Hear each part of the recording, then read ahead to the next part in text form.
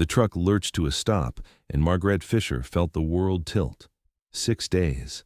6 days since her last real meal, and now even the rumbling of the engine dying seemed to echo the emptiness in her stomach.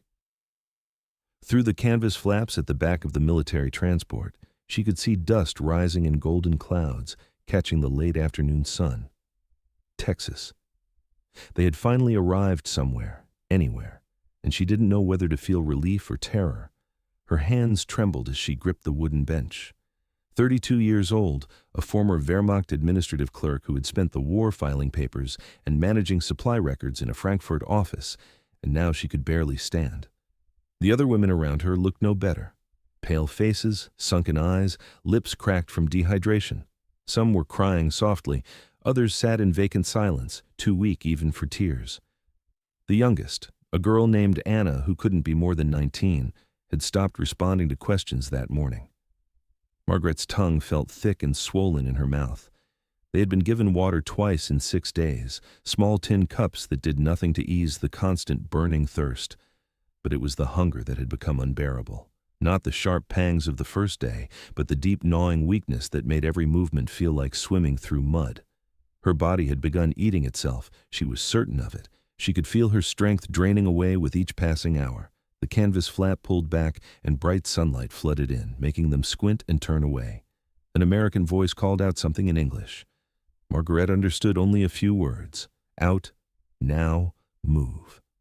She tried to stand, but her legs buckled. Another woman caught her, and together they staggered toward the opening. This is it, Margaret thought. This is where it happens. 6 days of starvation had been just the beginning. Now would come the real punishment. Everything she had been taught, everything the propaganda had promised, was about to come true. 6 days earlier, it had all seemed almost routine. They had been captured in early 1945 as the Allied armies swept through Western Germany. Margaret and 47 other women, all auxiliary personnel from various Wehrmacht administrative units, had been processed at a temporary holding facility near Mannheim.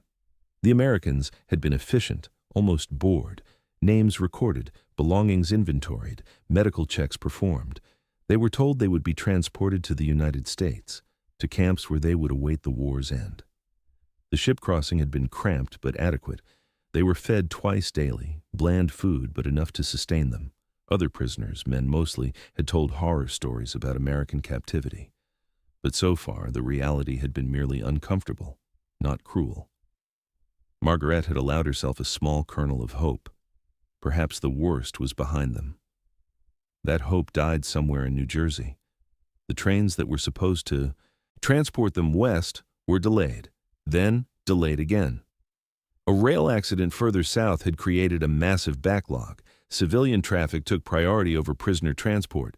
The women were loaded onto trucks instead, told the journey would take 3 days, maybe 4. They were given rations for 5 days, just to be safe. But nothing went according to plan. The first truck broke down after just 8 hours, its engine seizing in a cloud of black smoke. They sat on the roadside for an entire day, waiting for a replacement. The second day, they were rerouted because of flooding, wrong turns, missed connections, bureaucratic confusion about where exactly female POWs were supposed to be delivered in Texas. Each delay ate away at their dwindling supplies. By the third day, the rations were gone. The guards, young American soldiers who seemed barely old enough to shave, shared what little they had. A few crackers, some jerky. It wasn't enough. By the fourth day, they had nothing, just water, and even that became scarce as they traveled through increasingly remote areas. Margaret watched the American landscape roll past through gaps in the canvas, vast and alien. Endless fields, forests, then plains that seemed to stretch beyond the horizon. Towns appeared and disappeared, clean and untouched by war. No bomb craters, no burned buildings, no refugees clogging the roads. America was whole, impossibly whole, while Europe burned. The hunger became all-consuming. At first, they talked about food, sharing memories of favorite meals, family recipes, holiday feasts. But that became torture. By the fifth day, most had fallen silent, conserving what little energy remained. Margaret's body had entered a strange state. The hunger pangs had faded into a constant dull ache. Her thoughts became slow, muddy. She found herself staring at nothing for hours, unable to focus. The shame was almost worse than the hunger. They had no privacy, no dignity. When they needed to relieve themselves, the trucks would stop, and they would stumble into the brush beside the road, too weak to go far, while the young American guards awkwardly looked away. Some of the women had stopped eating in those first days out of embarrassment, unable to face the humiliation of basic bodily functions in front of strangers. Now they had nothing left to be embarrassed about, and through it all, the propaganda echoed in Margaret's mind.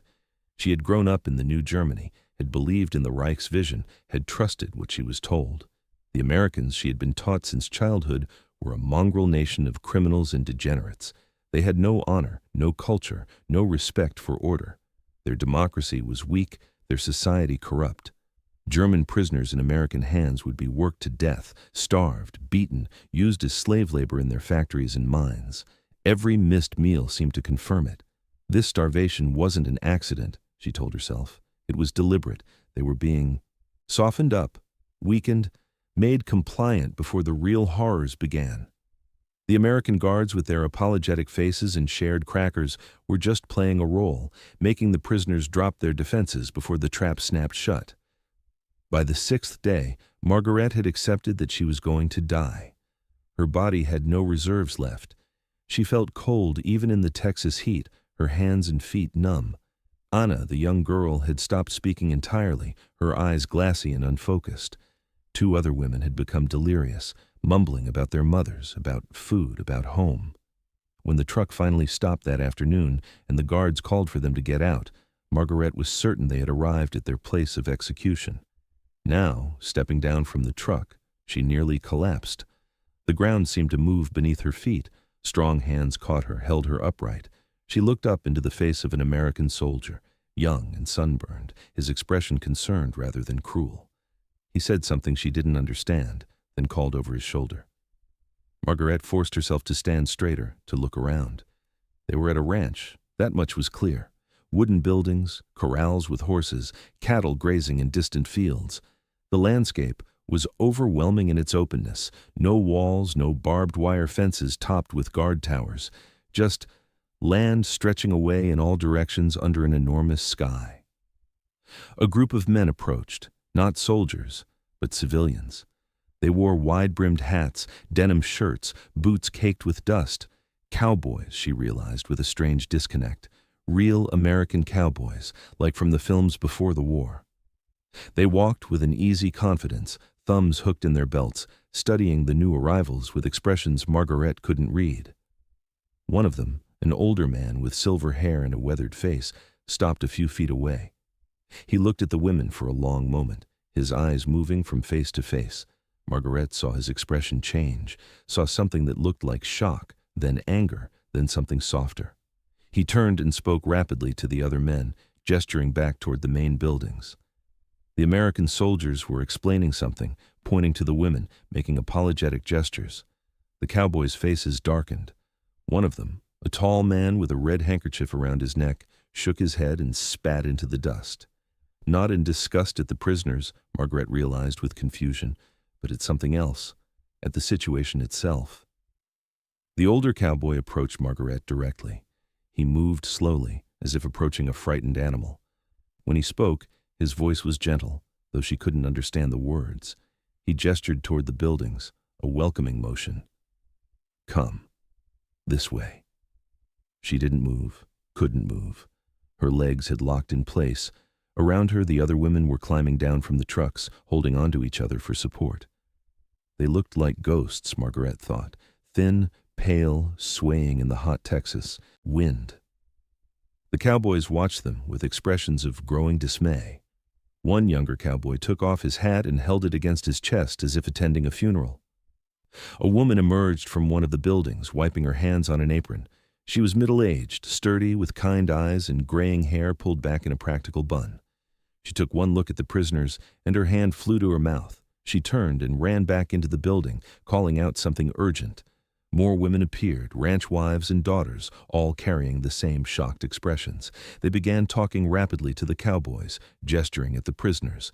Margaret caught the tone, if not the words. outrage, concern, determination. The older cowboy approached the American soldiers, and a heated discussion began. The soldiers gestured helplessly, explaining, apologizing. The cowboy's voice rose, not shouting, but firm, insistent. He pointed at the prisoners, then toward the buildings, then made a motion that Margaret understood instinctively. Food. He was talking about food. Her stomach clenched at the thought, a painful spasm that made her gasp. 6 days, 6 days of emptiness, of weakness, of slowly fading strength. She leaned against the truck, using it to hold herself upright. Beside her, Anna had sunk to the ground, sitting in the dust with her head between her knees. The discussion ended. The older cowboy nodded once, sharply, then turned back to the prisoners. He said something, a single word repeated slowly and clearly, gesturing toward the main building. Even through the fog of hunger and exhaustion, Margaret understood. Come, food, now. But she couldn't make herself believe it. It had to be a trick. They would be led to some barn or shed, locked inside, left to finish starving in darkness. Or perhaps they would be given poisoned food, a quick end disguised as mercy. Every lesson from home, every warning about American treachery screamed that this apparent kindness was a trap. Yet what choice did they have? Margaret pushed herself away from the truck, took one shaky step, then another. Around her, the other women did the same, a shuffling procession of the nearly dead, moving toward whatever fate awaited them under the vast Texas sky. The cowboys and their wives watched them come, and in their faces, Margaret saw something she hadn't expected to see in enemy territory, something that made no sense given everything she knew about the world. She saw compassion, and somehow that frightened her more than cruelty ever could. They rounded the corner of the main barn, and Margaret stopped so suddenly that the woman behind her collided with her back. There, in the open space between buildings, stood 3 long wooden tables placed end to end. Not the rough military tables she'd expected, but solid ranch tables, the kind built for feeding harvest crews and large families. And on those tables, being set out by a flurry of ranch wives and daughters, was food. Real food. Margaret's vision swam. She blinked hard, certain she was hallucinating. 6 days of starvation could do that, she knew. Make you see things that weren't there. But the mirage didn't vanish. If anything, it became more detailed, more impossible. Steam rose from enormous cast-iron pots. Women in aprons moved back and forth from the ranch house, carrying platters and bowls, pitchers and baskets. The smell hit her then, carried on the warm evening breeze, and her knees buckled. Beef, bread, something sweet and spiced. Her stomach cramped so violently she gasped, doubling over. Another woman steadied her, but she was staring at the tables too, her mouth open in disbelief. Around them, the other prisoners had frozen in place, a ragged line of skeletal figures staring at an impossible abundance. This is the trick, Margaret thought desperately. This is how they break us. They show us food, let us smell it, watch us beg for it, and then they laugh. Or worse, they let us eat and the food is poisoned, a final act of cruelty disguised as mercy. The Americans were famous for their wealth, their excess. What better way to humiliate starving Germans than to display everything they could never have? But the ranch women kept working, moving with efficient purpose. One of them, the sturdy woman with graying hair who had first seen them arrive, was directing the others with quick gestures and quiet words. She pointed to specific places on the tables, nodded with satisfaction as dishes were arranged just so, then turned and caught sight of the prisoners standing frozen in the yard. Her face softened. She walked toward them, wiping her hands on her apron, and said something in English. The tone was gentle, encouraging. When none of the women moved, she gestured toward the tables, then mimed eating, an exaggerated motion of spoon to mouth. Come, eat. It's ready. Still, no one moved. The fear was too deep, the suspicion too ingrained. Margaret felt it in her bones, that certainty that this couldn't be real, that trust would be punished, that accepting this apparent kindness would lead to something worse. The older cowboy who had spoken with the soldiers appeared beside the ranch wife. He surveyed the prisoners with troubled eyes, then spoke quietly to the woman. She nodded, understanding something without translation. She walked to the nearest table and picked up a piece of bread, fresh and golden brown. Breaking off a chunk, she ate it herself, chewing slowly, deliberately, making sure they all saw. Not poisoned, safe. Then she poured a glass of water from one of the pitchers, clear and cold, condensation beating on the outside of the glass. She drank deeply, then set the glass down and gestured again. Your turn. It's safe. Please. One of the younger prisoners, a girl named Else who had worked in a Munich typing pool, took a single step forward, then another. The ranch wife smiled, encouraging, and Else stumbled toward the table as if pulled by invisible wires. She reached the nearest chair and gripped its back, staring down at a bowl of something that steamed and smelled like heaven. Margaret forced her legs to move, joining the slow migration toward the tables. The other women followed, a shuffling procession of the half-dead, drawn to sustenance like moths to flame. They arranged themselves along the benches, sitting stiffly, hands in their laps, still unable to believe this was truly happening. Now Margaret could see what had been prepared, and the sight made her head spin. In the center of the table sat 3 enormous pots of beef stew, chunks of meat visible in rich dark gravy, potatoes and carrots floating in the thick liquid. Beside them were baskets lined with cloth, piled high with bread rolls still warm enough that she could see steam escaping when someone lifted the cloth. Butter sat in yellow blocks on small plates, already softening in the heat. Pitchers of milk, pitchers of water with ice actually floating in them, impossible luxury. Bowls of green beans, a platter of sliced tomatoes, and at the end of the table, 3 whole apple pies, their crusts golden and flaky, sugar crystals catching the late sunlight. It was more food than Margaret had seen in one place since before the war. More than her entire neighborhood in Frankfurt would have received in a week of ration cards. And it was just sitting here, in the open, unguarded, being offered to prisoners, enemy prisoners, Germans who had just months ago been part of the machine trying to destroy everything these Americans held dear. The ranchwomen began serving, moving along the table with ladles and spoons. One of them stopped in front of Margaret and filled a bowl with stew, the ladle making 3 full scoops. The bowl was set before her, heavy ceramic that radiated heat. A spoon appeared beside it, then a plate with 2 rolls, a pat of butter, a serving of green beans, a glass of milk, so white it looked unreal. Margaret stared at it. Her hands remained clenched in her lap, shaking uncontrollably. Beside her, Anna had begun to cry, silent tears running down her hollow cheeks as she looked at the food before her. Other women were crying too, their thin shoulders trembling, faces contorting with emotions too complex to name. The ranch wife serving Margaret's section paused. She was younger than the first, perhaps in her late 20s, with strong hands and sun-bronzed skin. She looked at Margaret's untouched bowl, then gently touched her shoulder. The contact made Margaret flinch, but the woman's hand stayed there, warm and steady. She said something in English, her voice carrying a tone that transcended language.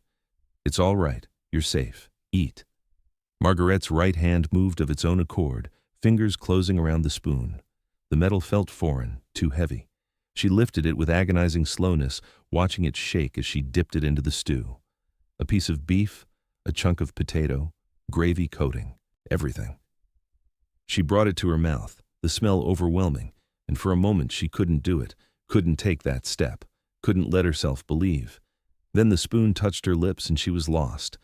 The taste exploded across her tongue, salt and richness and flavor so intense it was almost painful. She swallowed, felt the warmth slide down her throat into her empty stomach. Her body seized with recognition, with desperate need, and she took another spoonful, then another, her hand moving faster, all thought of caution abandoned. Around her, the dam broke. Women fell upon the food with shaking hands and choking sobs. Some tried to eat slowly and couldn't, their bodies overriding their minds. Others broke down completely, holding bread to their faces and crying into it, unable to coordinate the simple act of bringing food to their mouths because their hands shook too badly. The sounds were animal, desperate, inhuman, gasping and sobbing and the clink of spoons against bowls. Margaret ate 3 spoonfuls before her stomach revolted, cramping so sharply she had to stop. 6 days without food meant her body had forgotten how to process it. She sat still, breathing hard, waiting for the pain to pass. When it did, she took a small bite of bread, letting it soften in her mouth before swallowing. Better. Slower.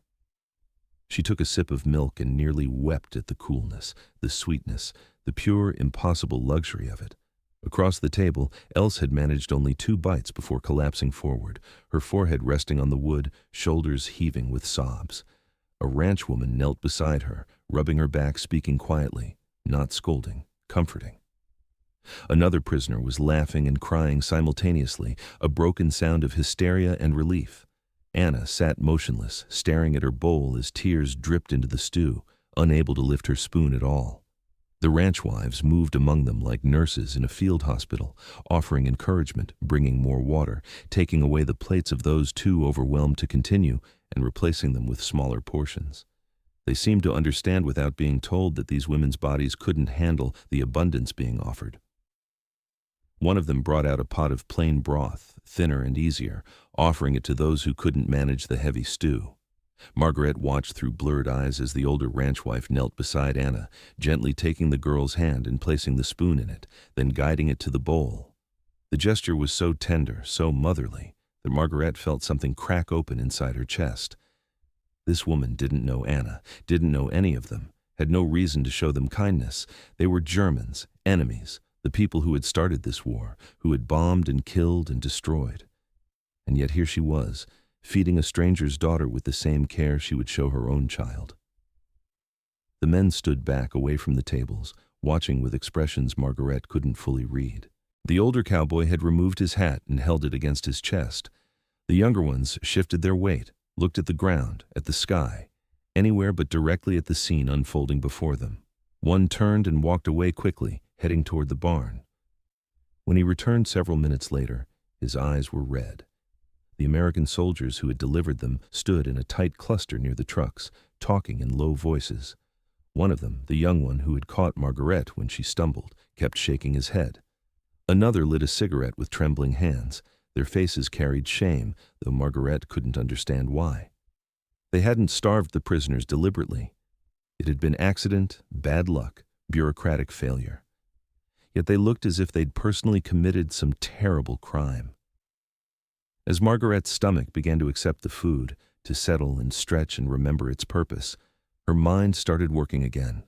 Thought returned in fragments, clarity emerging from the fog of starvation.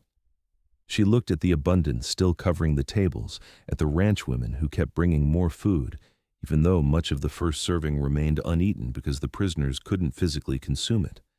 At the cowboys standing silent vigil, bearing witness to suffering they hadn't caused, but somehow felt responsible for.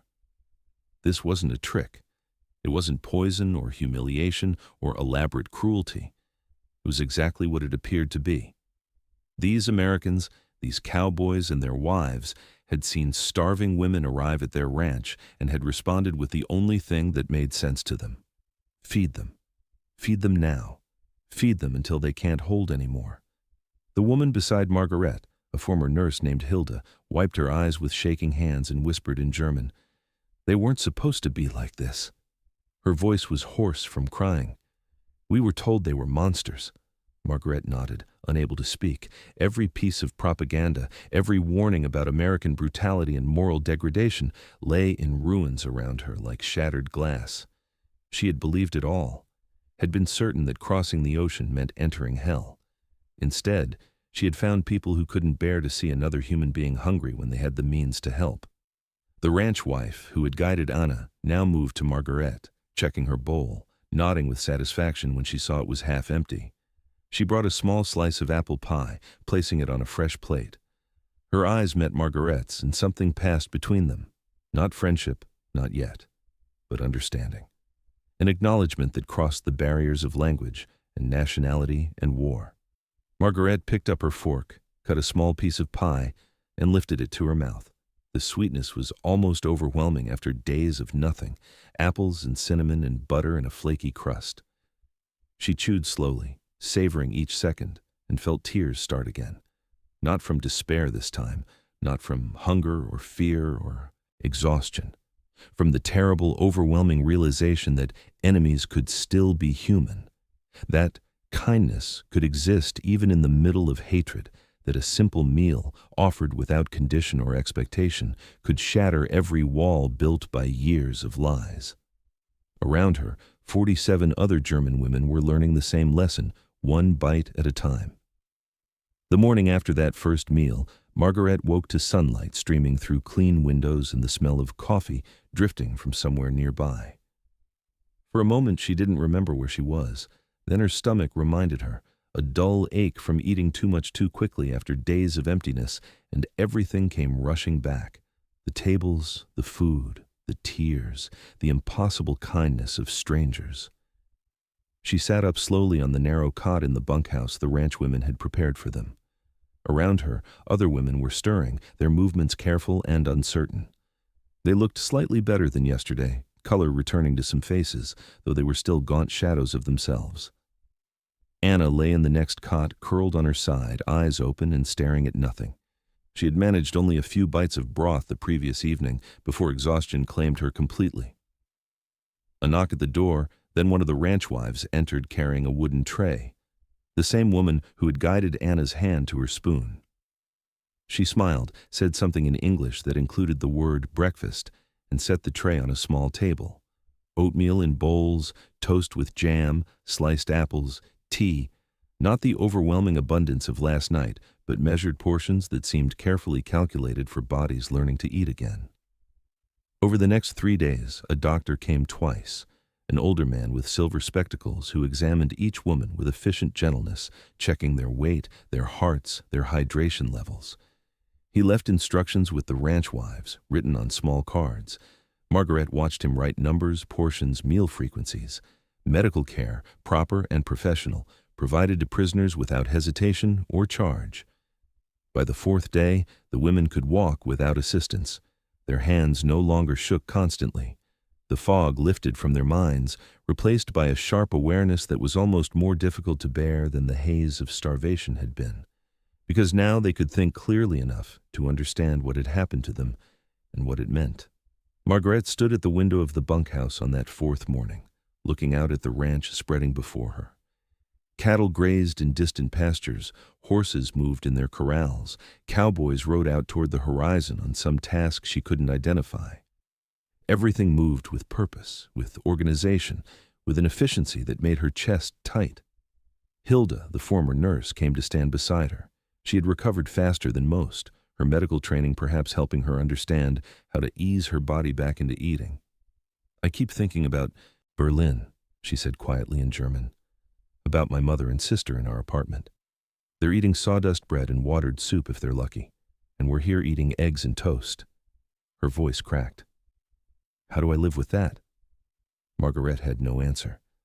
The guilt sat heavy in all of them, a weight distinct from the physical hunger they had endured. They were eating better as prisoners in Texas than their families were eating as free citizens in Germany. The mathematics of it was obscene, impossible to reconcile. That afternoon, the older cowboy, whose name they learned was Frank Dawson, approached them through a translator, one of the young soldiers who spoke passable German. They would begin light work assignments, the translator explained. Nothing strenuous, not yet, just simple tasks around the ranch. They were still prisoners, still technically under military guard, but while they were here, they would work for their keep like everyone else on the ranch. The women exchanged uncertain glances. Work they had expected. Punishment labor in fields or factories, the kind of brutal exploitation they'd been warned about. But what Frank described through the translator sounded different.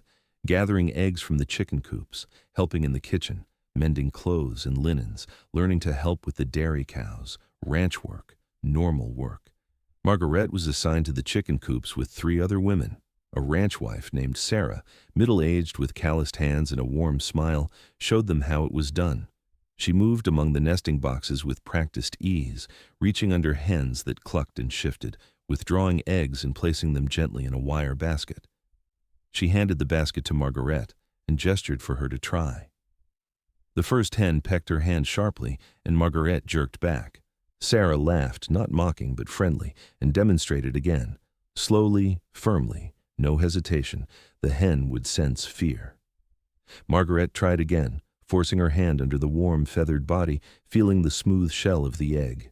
She withdrew it carefully, triumphant, and Sarah nodded with approval. It was absurd. Surreal. 4 days ago she had been starving, certain she was being transported to her death. Now she was collecting eggs in a Texas chicken coop, while a rancher's wife patiently taught her the proper technique. The disconnect between expectation and reality was so vast she felt untethered from her own life. Other women were learning their own tasks. Else was assigned to the kitchen, where the ranch cook, a large woman named Betty, who ruled her domain with cheerful authority, taught her how to knead bread dough. Anna, still too weak for physical work, was given mending to do, sitting in the shade of the porch with a basket of clothes that needed buttons or patching. The cowboys, awkward at first, began offering greetings when they passed. Howdy. Morning. Simple words that the women began to repeat, their German accents mangling the drawling. English. By the end of the first week, something like routine had established itself. Wake at dawn, breakfast in the main house kitchen, work assignments until noon, lunch, substantial and hot, afternoon work, dinner, evening free time before lights out at 9. It was structured but not oppressive, organized but not military. The ranch operated like a small village, everyone contributing, everyone fed, everyone given a role. Margaret found herself learning English faster than she expected. The cowboys were patient teachers, pointing at objects and speaking their names slowly: chicken, egg, basket, water, sky, horse. They laughed when the women mispronounced things, but not cruelly. The laughter was shared, an acknowledgement of the absurd barrier language created. One young cowboy named Jimmy made a game of it, bringing new objects each day for the women to identify: a lasso, a horseshoe, a spur. When Margaret correctly pronounced horseshoe on the third try, he whooped and clapped as if she'd won a prize. But underneath the routine, the revelations kept coming, each one more devastating than the last. Margaret stood in the ranch kitchen one morning, watching Betty pull food from the pantry for the day's meals. Shelf after shelf of preserved goods, flour and sugar in 50-pound sacks, meat in the ice house, vegetables from the garden, abundance so casual it wasn't even remarked upon. She did the mathematics in her head. The food stored in this one ranch kitchen could feed her entire Frankfurt office building for 2 months. The beef they ate at a single dinner would have been divided among 30 families in Berlin, each receiving a portion so small it would barely flavor a soup. America hadn't just defeated Germany militarily. It had buried them in sheer productive capacity. Hilda saw it too. One afternoon, watching a cowboy drive a tractor across a distant field, she said to Margaret, "We never had a chance, did we? We were fighting with horses and wagons while they had machines for everything. How did we convince ourselves we could win?" The question haunted Margaret because she had no answer. She remembered the propaganda films, the newsreels showing German might and American weakness, the confident predictions that the decadent Americans would never have the stomach for real war, that their mixed society would collapse under pressure, that German discipline and purity would triumph over their chaos and corruption. All lies, every single word. The ranch operated with more discipline than any Wehrmacht unit Margaret had served with. Not the rigid, fearful discipline of barked orders and punishment, but the internalized discipline of people who understood their roles and took pride in executing them well. The cowboys didn't need officers screaming at them to make them work from dawn to dusk. They did it because the cattle needed tending and the fences needed mending, and that was simply how things were done. And the waste. That was perhaps the most painful realization. One evening, Margaret watched Betty scrape leftovers into a bucket for the pigs. More food than Margaret's family would have eaten in 3 days, just thrown away because it couldn't be stored. The casual disposal of abundance. In Germany, people fought over potato peels. Here, entire meals went to livestock. She calculated it obsessively, unable to stop herself. The milk from the dairy cows in a single day exceeded what her neighborhood in Frankfurt received in a week. The eggs collected each morning represented more protein than most German families saw in a month. The beef consumed at the ranch in 7 days would have fed her entire city block for that same week in 1944. And this was just one ranch, one small operation in Texas. How many more were there? Thousands? Tens of thousands? All producing at this level, all feeding a nation that had somehow also found the resources to field armies across 2 oceans, build ships and planes and tanks in numbers that defied comprehension, and still feed its prisoners better than Germany fed its own soldiers. The collapse wasn't military. The collapse was mathematical. Germany had gambled everything on a war it could never win because the numbers simply didn't allow for it. In the third week, the women were allowed to write letters home. They were given paper, envelopes, and told that their letters would be censored but would be sent. Margaret sat at the small table in the bunkhouse, pen in hand, staring at the blank page. What could she possibly write? How could she explain any of this? "Dear Mother," she began, then stopped. She tried again. "I am alive and well." A lie or half a lie? She was alive, but was she well? She was fed and housed and treated with kindness, but she was drowning in guilt and confusion and the terrible knowledge that everything she'd believed was false. "We're at a ranch in Texas," she wrote carefully, knowing the censor would read every word. "We work with cattle and chickens. The food is adequate. I hope you and Father are safe.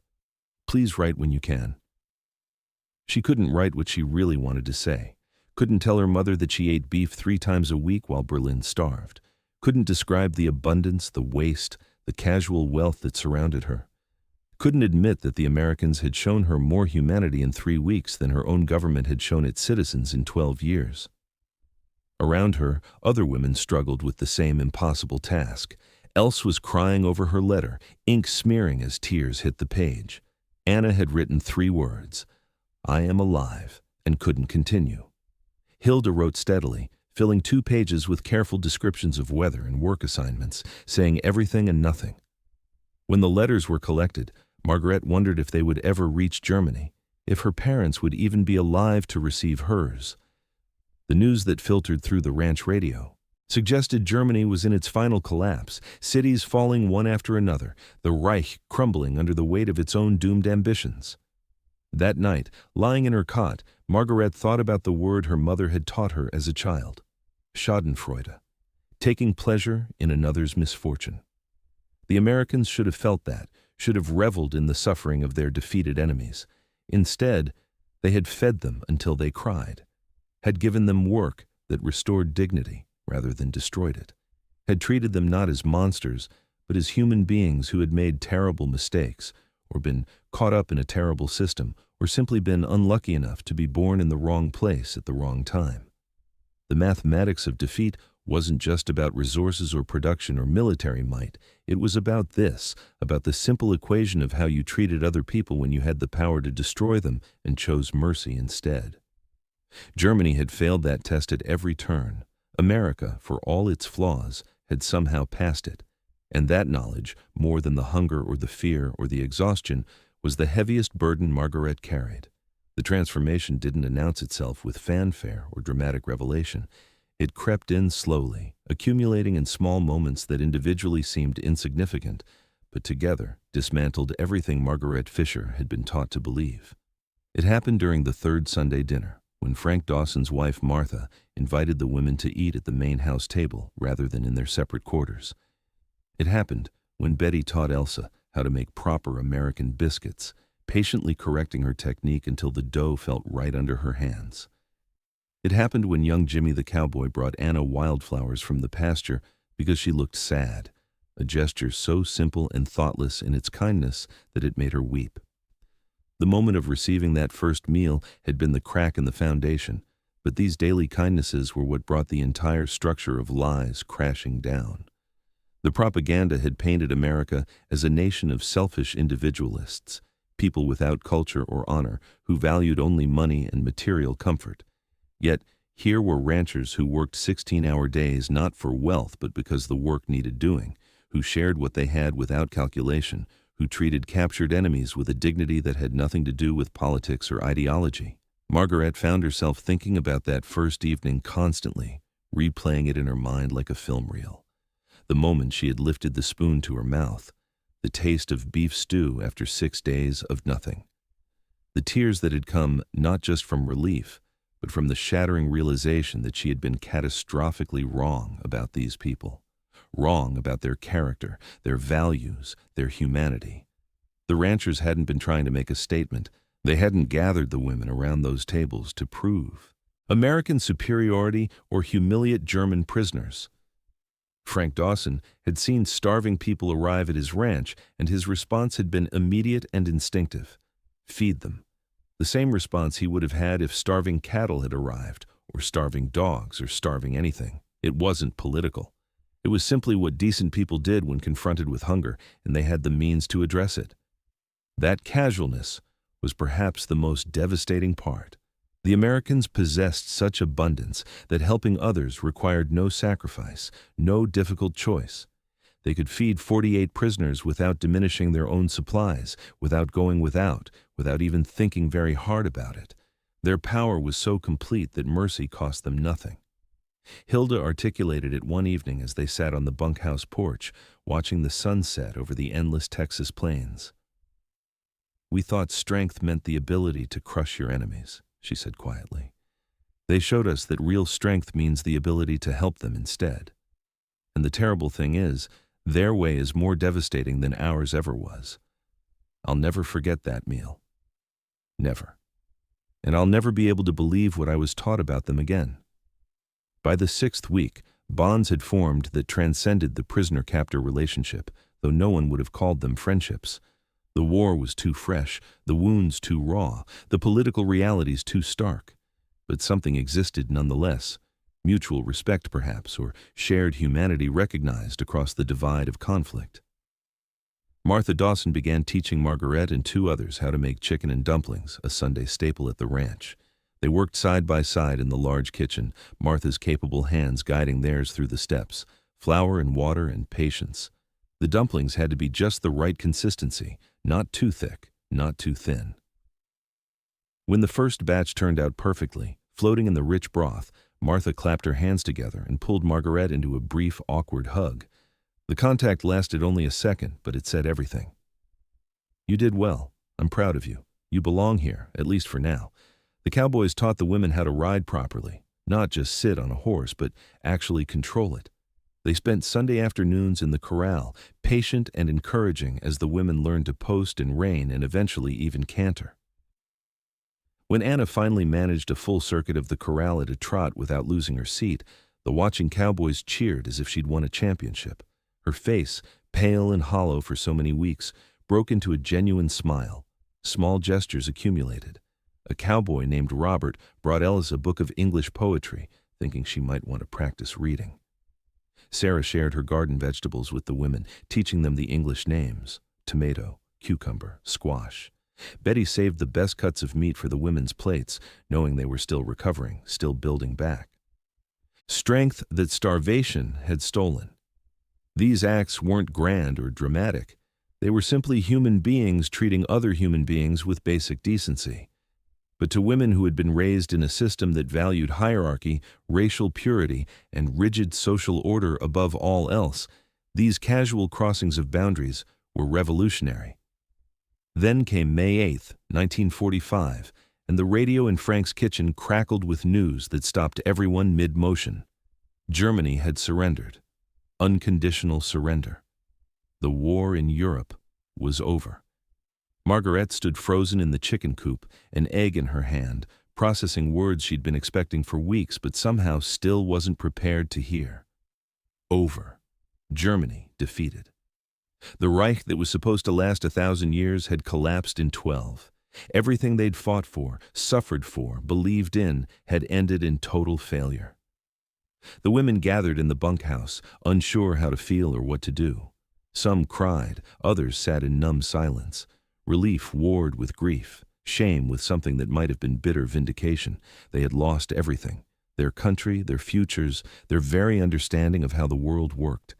And yet sitting here in this Texas bunkhouse, well-fed and safely housed, it was hard to feel the devastation they knew they should feel. Anna spoke first, her voice small and confused. "What happens to us now?" No one had an answer. They were prisoners of a war that had just ended. Would they be sent home immediately, kept in America? What would they find if they returned to Germany? Their cities were rubble, their economy destroyed, their families scattered or dead. Over the next weeks, news filtered in through official channels and letters that finally began arriving from home. The letters carried devastation that the women had tried to prepare for but couldn't truly brace against. Hilda learned that her sister had died in the bombing of Berlin, crushed when their apartment building collapsed. Else discovered her parents had perished in the final Soviet assault, though the details were vague and probably censored. Margaret's letter from her father was 3 months old, written when he still believed she might be dead. Her mother wasn't mentioned. She didn't know if that meant anything or nothing. The ranch families, seeing their grief, responded as they had to hunger, with immediate, practical compassion. Martha sat with Hilda while she cried, saying nothing, just present. Frank quietly arranged for a chaplain to visit for those who wanted religious counsel. Betty baked extra pastries, her response to all crises being to feed people until they felt better, or at least less empty. It wasn't forgiveness exactly. The Americans hadn't forgotten what Germany had done, the war it had started, the horrors it had committed. But they seemed to understand that these particular women, these clerks and typists and nurses, were not the architects of that evil. They were its victims. As much as anyone, caught in a machine that had ground up millions and spat out rubble. The repatriation orders came in August. The women would return to Germany, processed through camps, documented, and released to find whatever remained of their former lives. They had 3 weeks to prepare, 3 weeks to say goodbye to a place that had become strange refuge. On their last Sunday, the Dawsons hosted a farewell dinner. Not in the bunkhouse or the workers' quarters, but in their own dining room, the good china brought out, the table extended to accommodate everyone. It was chicken and dumplings, the dish Margaret had learned to make, and the irony wasn't lost on anyone. The women had arrived starving and were leaving having learned to cook American comfort food. After dinner, Frank stood and raised his glass of sweet tea. Through the translator, he said, "You came here as enemies. You're leaving as friends, or at least as people we won't forget. This war broke a lot of things. Maybe some of them can be fixed by remembering we're all just folks trying to get by." It was simple, unpolished, the kind of thing a rancher would say. But Margaret felt it strike deep. She raised her own glass, and around the table, 47 other women did the same. The train that carried them east was clean and well supplied, nothing like the trucks that had brought them west. They traveled in relative comfort, watching the American landscape roll past in reverse. The abundance that had shocked them months ago now felt familiar, almost normal. Cities intact, farms productive, people going about their lives in a country the war had touched but not destroyed. The ship crossing was smooth, the food adequate, the treatment correct. But when they finally reached Germany in October 1945, the contrast hit like a physical blow. Bremen was a skeleton of a city, walls standing without roofs, streets cleared but lined with rubble. People moved like ghosts, thin and gray, wearing whatever clothes they could scavenge. Food queues stretched for blocks. Children with hollow eyes watched the returning prisoners with expressions that held no hope or curiosity, just empty observation. Margaret stood on the dock with her small bag of belongings, everything she owned in the world, and felt the weight of two realities trying to occupy the same space in her mind. She had just left a place where cattle ate better than these children, where food was thrown to pigs that would have saved lives here, where abundance was so casual that feeding 48 extra people required no sacrifice at all. The processing took 2 days, documentation, health checks, interrogation about their treatment, release orders. Then they were free to go, free to return to cities that might no longer exist, to families that might be dead, to futures that held no promises. Margaret made her way to Frankfurt, hitchhiking and walking, sleeping in church basements and refugee centers. Her neighborhood was gone, literally erased from existence. The building where she'd lived, where her parents had raised her, was a pile of bricks with weeds growing through it. A neighbor she barely recognized told her that her mother had died in a raid 2 years ago. Her father had moved east and then disappeared. No one knew where. She was alone, completely, devastatingly alone. And yet as she stood in the rubble of her former life, what came to her mind was not bitterness or rage, but the memory of a Texas evening, the smell of chicken and dumplings, the sound of Martha Dawson's laughter, the casual kindness of people who had every reason to hate her and chose not to. That meal, that single meal after 6 days of starvation, had changed something fundamental in her understanding of the world. It had shown her that the enemy she'd been taught to fear possessed something Germany had lost somewhere along its path to ruin: basic human decency, the ability to see suffering and respond with compassion rather than exploit it. Over the years, as Germany rebuilt and Margaret rebuilt her own life, that lesson stayed with her.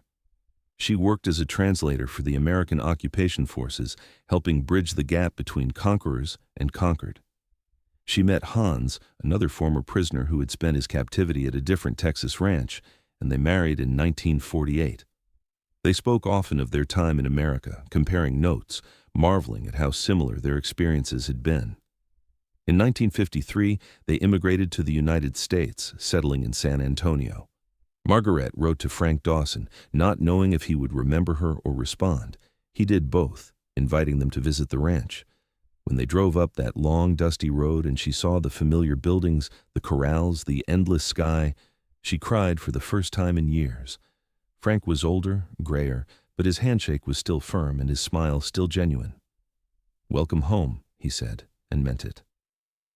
They sat on the porch that evening, drinking sweet tea, and Margaret tried to put into words what that time had meant to her, how it had saved her life twice, once from starvation and once from the poison of ideology that would have destroyed her from within if she'd continued believing it.